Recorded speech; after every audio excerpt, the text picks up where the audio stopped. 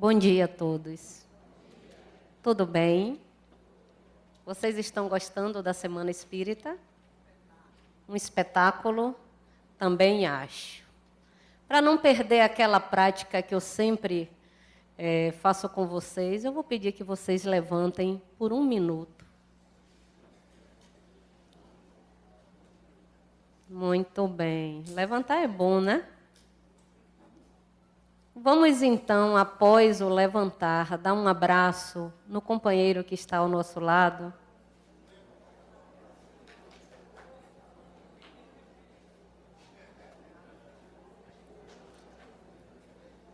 Muito bem. Pede para abraçar, vocês esculhambam, né? Já abraçaram? Então vamos nos sentar novamente, por favor.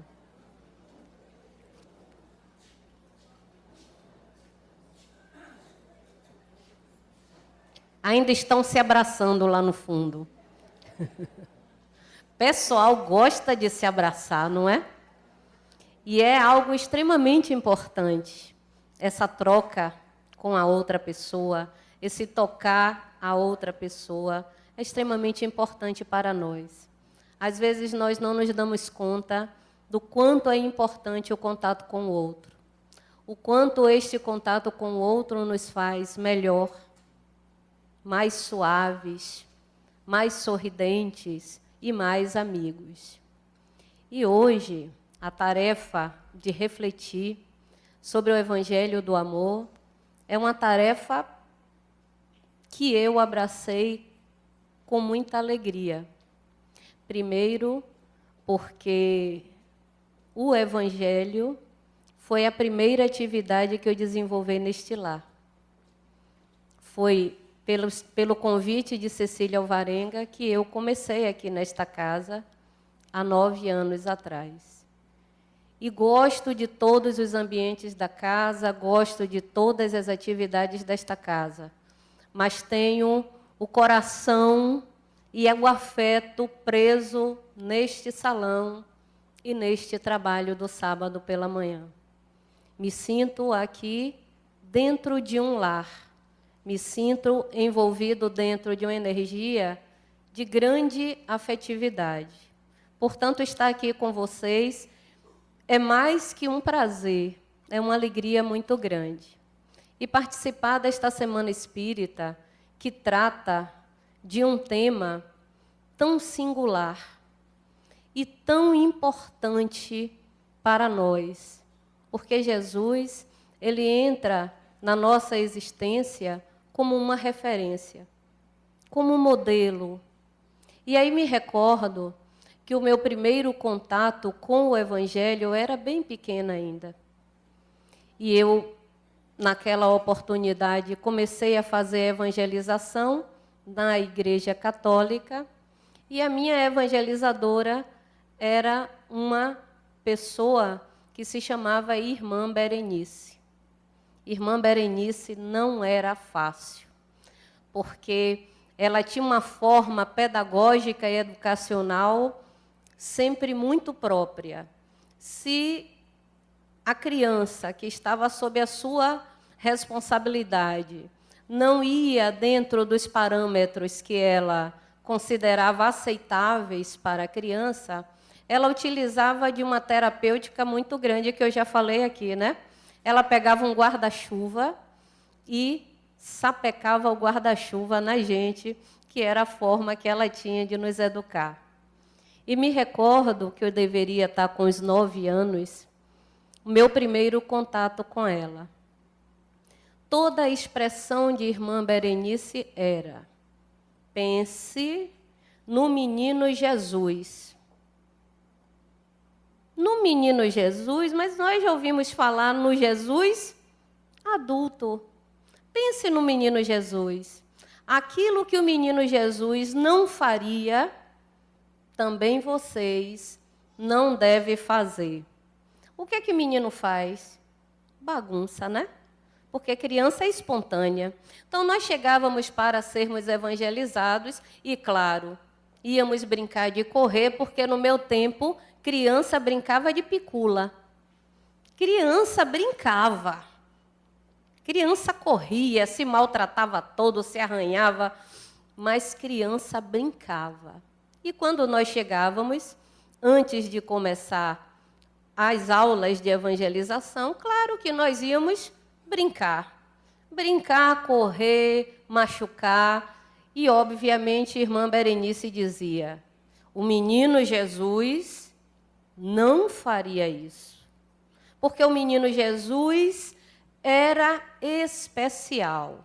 E eu ficava muito danada, muito zangada com isso. Quer dizer, que criança é essa que não brinca, que não cai, que não se suja? E quando nós, por algum motivo, tínhamos algum equívoco de opiniões e que nós nos atritávamos, ela dizia, Jesus não brigaria.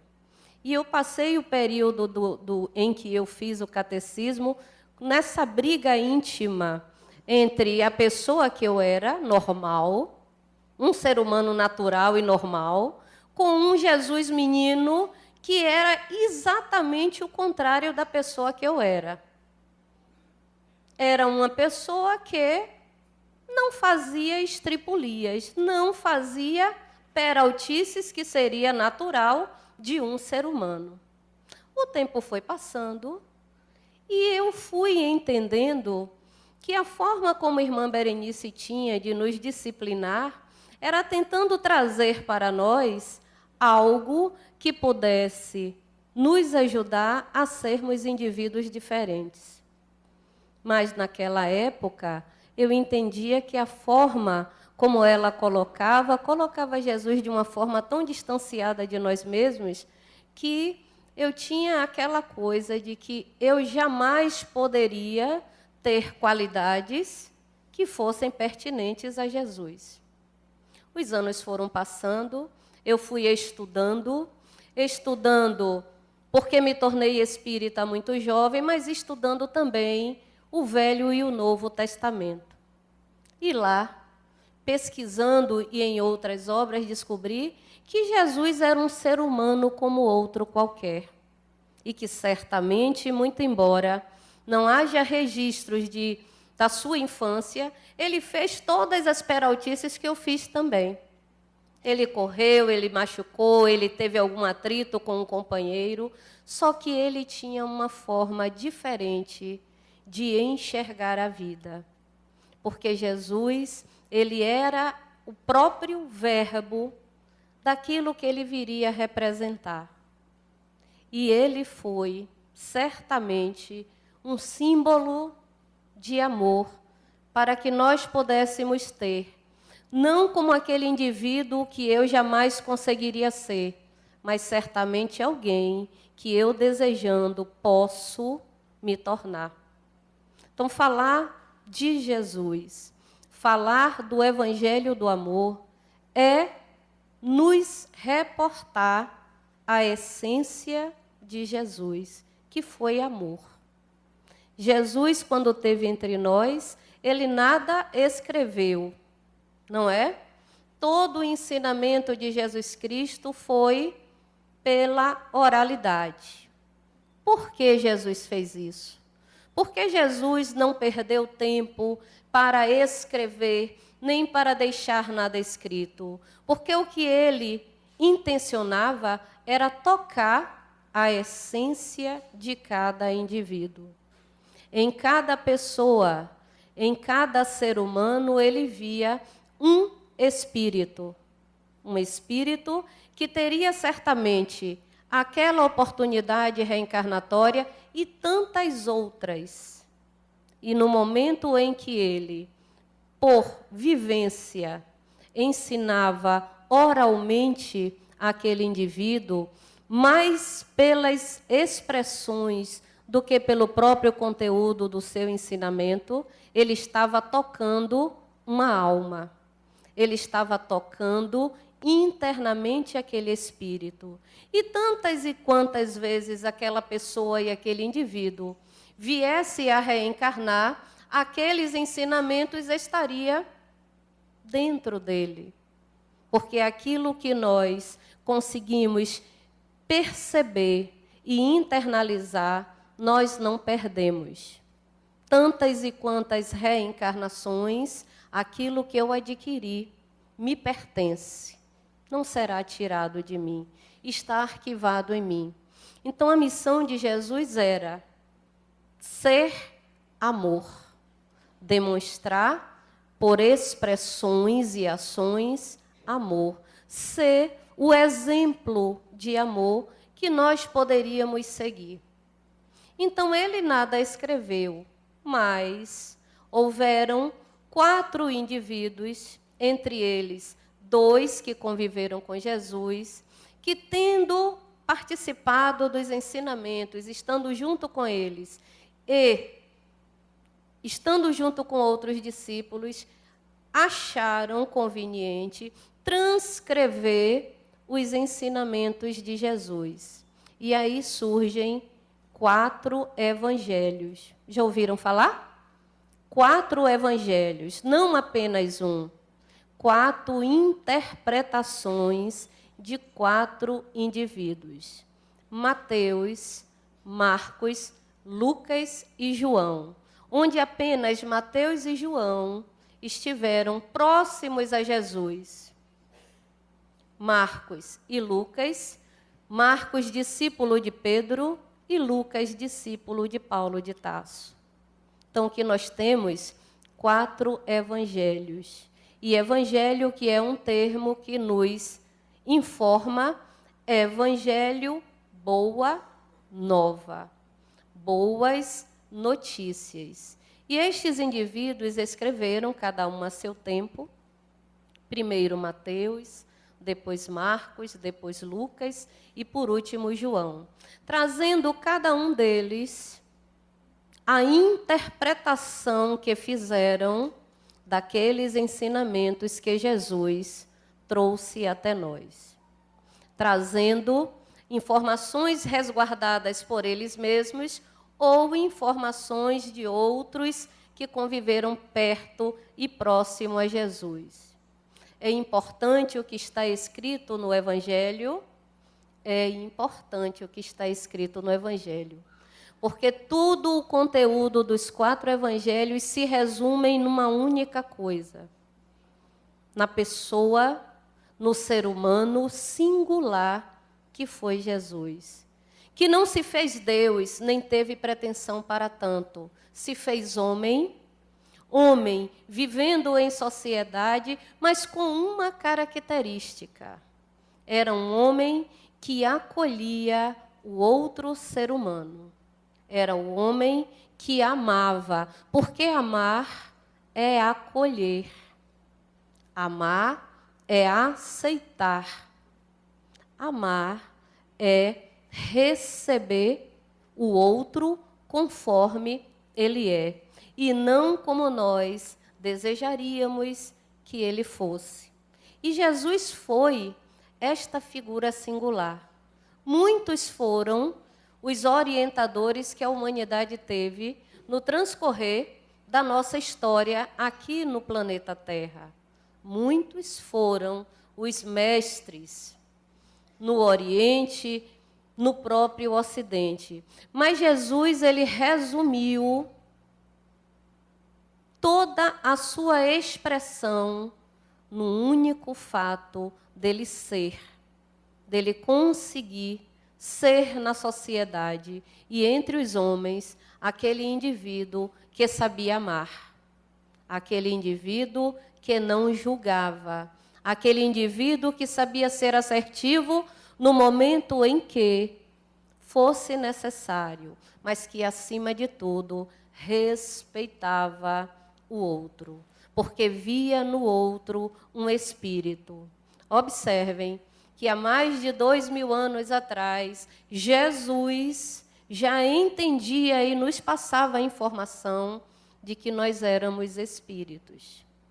Muito embora naquela época ainda não tivéssemos amadurecimento espiritual para entender desta forma, ele já olhava aos indivíduos como espíritos que eram. E como tal, possuíam, tanto quanto ele próprio, uma marca divina.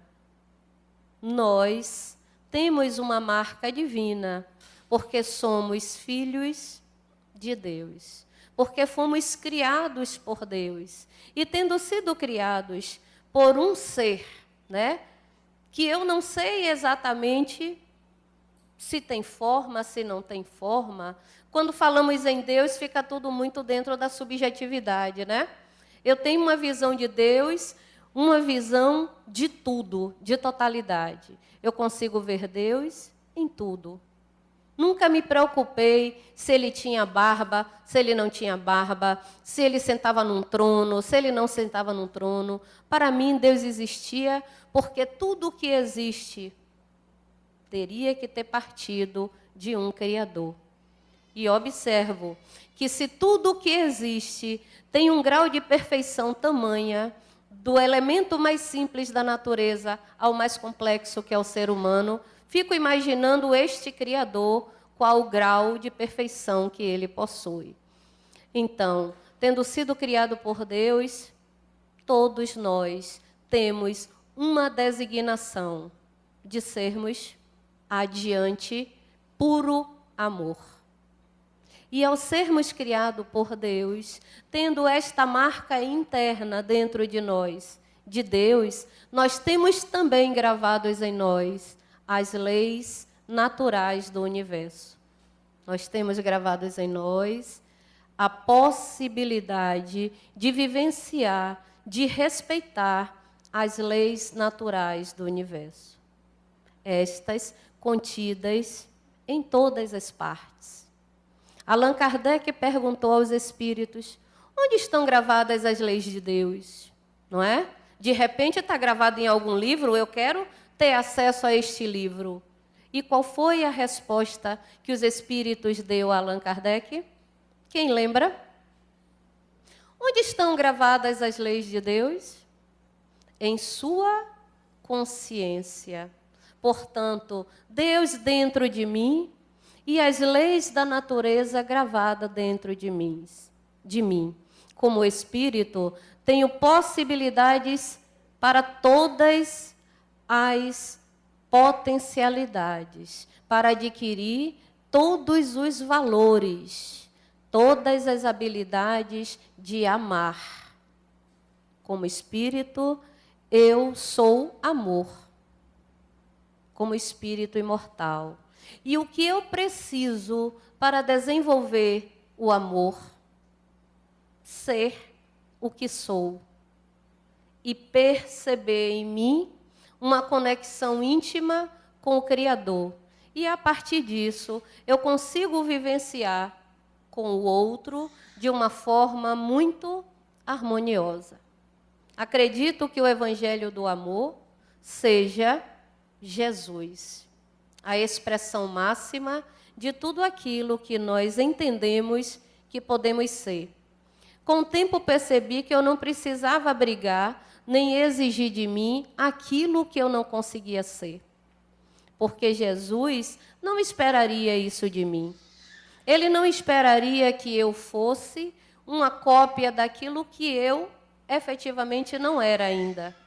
Porque ainda estou em um processo de aprendizagem que é pessoal, porque eu sou um espírito que está vivenciando o meu momento singular de ser, e não uma cópia equivocada do que foi Jesus. Jesus foi um ser humano, como nós somos. Mas Jesus vivenciou o amor de uma forma plena, porque ele conseguia ver em todos um irmão, porque ele conseguia ver em todos um outro filho de Deus. E é para isso que nós estamos nos encaminhando. E aí, dentro destas lições que ele trouxe, os 4 evangelistas pensaram aquilo que conseguiram traduzir e interpretar desta natureza singular que foi Jesus. E mais tarde, Allan Kardec, sentindo a necessidade de nos reportar a este contato nosso, conosco, com o divino, com Jesus e com o próximo, compilou num único livro, que é o livro que nós desenvolvemos e refletimos aos sábados pela manhã, pegou alguns dos ensinamentos do Cristo e trouxe para dentro deste livro, que é o Evangelho segundo o Espiritismo. Ali, ele organizou e trouxe para nós todos os ensinamentos constantes no Sermão da Montanha. O Sermão da Montanha para nós é tão importante que Gandhi certa vez disse que se todos os livros fossem queimados, se todas as bibliotecas fossem destruídas e restasse apenas o Sermão da Montanha, a humanidade teria como continuar a crescer espiritualmente. Porque neste único dia, Jesus nos traz referências de como podemos nos conduzir diante da vida. E ele começa dizendo que todos nós somos bem-aventurados. Todos nós. Bem-aventurados são todos os aflitos, bem-aventurados são todos os que choram, bem-aventurados são os simples, os humildes, os misericordiosos, os pacíficos, os puros de coração. Bem-aventurados somos todos nós, que descobrimos em nós a nossa essência divina. Bem-aventurados somos nós, que somos capazes de sair de dentro da nossa limitação humana para ir em encontro de outro ser humano. E aí, mais tarde, bem mais tarde, muitos foram outros mestres e orientadores que nos deram o caminho. O caminho para a felicidade é nos reconhecermos espíritos, nos reconhecermos com possibilidades da perfeição, de reconhecer que estamos aprendendo, mas de reconhecer que nós precisamos conviver com outras pessoas. E que se nós descobrirmos o amor em nós, essa fonte inesgotável de humanidade, eu conseguirei evoluir no mundo. De que forma? Me entendendo espírito e entendendo o que o outro também é. Percebendo as minhas possibilidades inúmeras de afetividade, das limitações que ainda fazem parte do nosso aprendizado, mas que o outro também é possuidor dessas mesmas qualidades, deste mesmo amor. Paulo, quando disse que se ele falasse todas as línguas dos anjos, dos espíritos mais esclarecidos e evoluídos, ou dos homens, nós, que estamos buscando pelo nosso crescimento, que estamos buscando pela aquisição da nossa sentimentalidade. Mas se não houvesse amor, nada seríamos.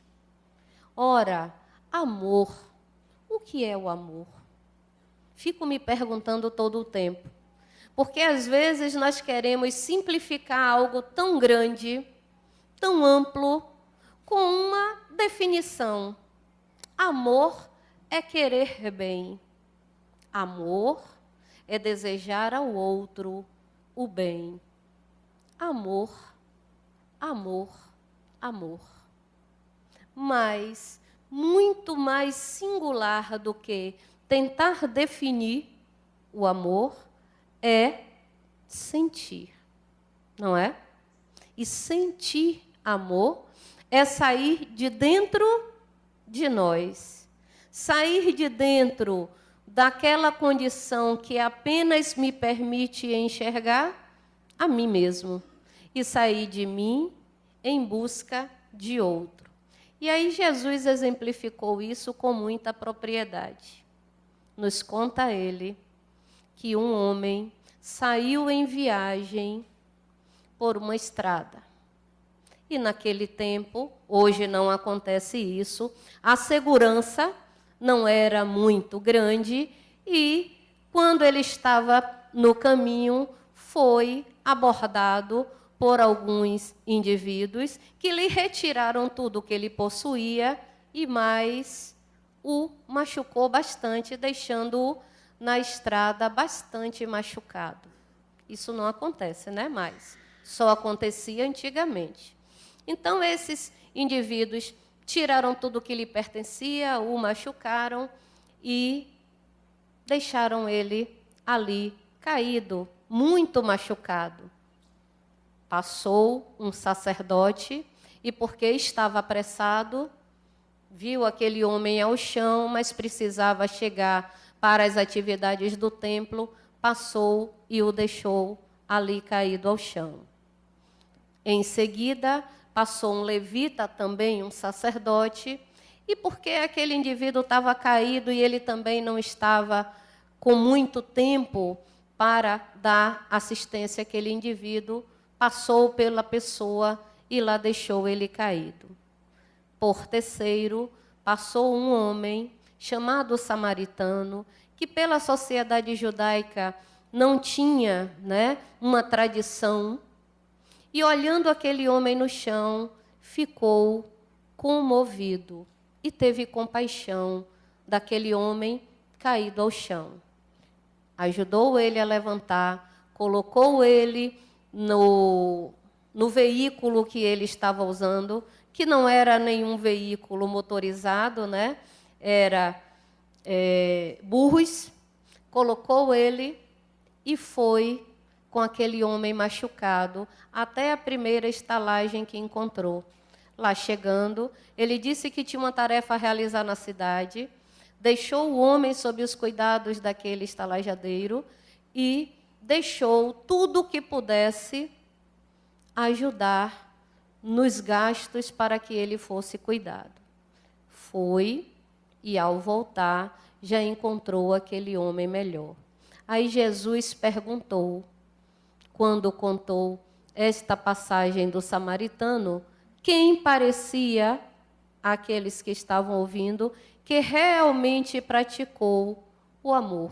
Aqueles que viram e, por ter pressa, pelas suas atividades do mundo, deixou o homem ali caído, ou aquele homem que tinha se compadecido.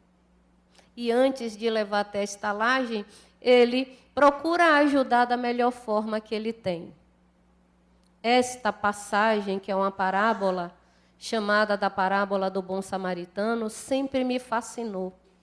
Porque, às vezes, nós dizemos assim, eu pouco tenho para ajudar o outro, né? Eu não vou ajudar o outro porque eu não tenho como ajudar. Eu tenho muito como ajudar. Porque eu sou, né, um outro ser humano. E em sendo um outro ser humano, aquilo que para mim seria algo bom, também seria para aquele outro ser humano. E aí Jesus ele vai adiante e diz assim, tudo aquilo que deseja que o outro te faça, faça também a ele.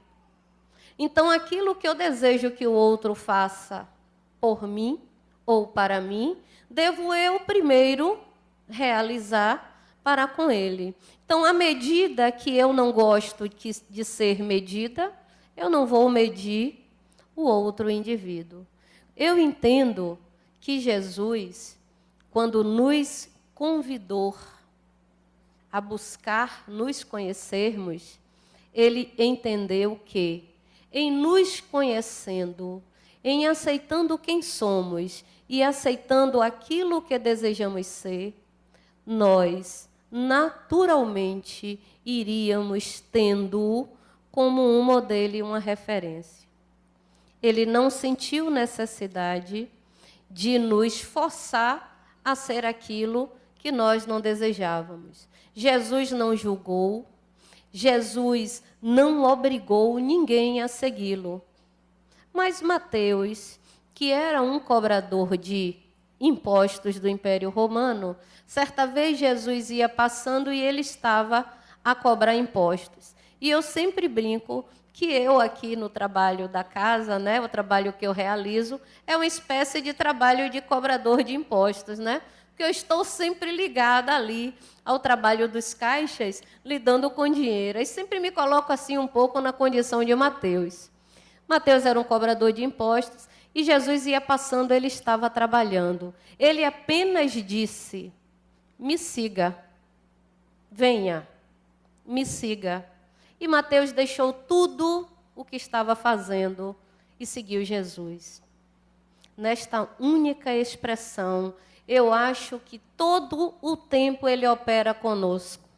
Porque quando nós entramos em contato com o Evangelho, nós não somos mais as mesmas pessoas que éramos. Quando nós nos colocamos diante dos ensinos de Jesus, de toda a expressão singular que ele foi no mundo, nós nos tornamos pessoas diferentes. E seguimos, cada um de nós no seu tempo, cada um de nós dentro da sua própria singularidade, cada um de nós oferecemos o que de melhor temos. Esta semana, ela tem trocado profundamente cada um de nós. Eu tenho certeza, mas certeza absoluta, que nenhum de nós será a mesma pessoa que éramos a partir de segunda-feira. Eu me recordo perfeitamente quando eu soube o tema da Semana Espírita, eu disse, poxa, nem precisaríamos falar, bastaríamos sentir, né? E o que eu tenho conseguido sentir no transcorrer desta semana é que todos nós, trabalhadores, frequentadores, todos nós que aqui chegamos, de alguma forma, nós incorporamos o amor de Jesus. De alguma forma, nós estamos incorporando o Evangelho, que é de amor. De alguma forma, nós estamos diferentes. Eu me sinto diferente. Eu me sinto leve. Eu dizia ao meu companheiro antes de começar, eu não estou cabendo dentro de mim. É como se eu tivesse crescido de tal forma internamente aqui, agora, que eu só tenho emoção. Eu só tenho emoção. E estar aqui com vocês, não para trazer conteúdo, não para trazer conhecimento técnico da doutrina espírita, mas para lembrar que Jesus foi homem, mas como homem soube ser a perfeita representação do amor de Deus na terra.